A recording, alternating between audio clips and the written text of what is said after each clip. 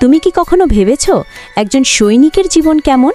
প্রতিদিন ভোরে যখন আমরা নিশ্চিন্তে ঘুমাই, তখনই তারা দাঁড়িয়ে থাকে সীমান্তে, হাতে অস্ত্র, চোখে সতর্কতা।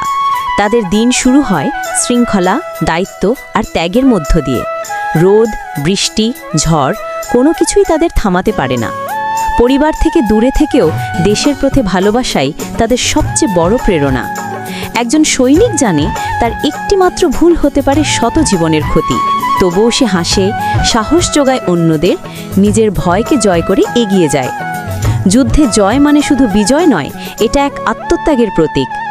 সৈনিকের জীবন কঠিন কিন্তু গৌরবময়, কারণ তারা জানে নিজের রক্তে লেখা হয় স্বাধীনতার ইতিহাস। আর তাই প্রতিটি সৈনিকই আমাদের চোখে এক নীরব নায়ক, যিনি বেঁচে থাকেন দেশের প্রতিটি নিঃশ্বাসে।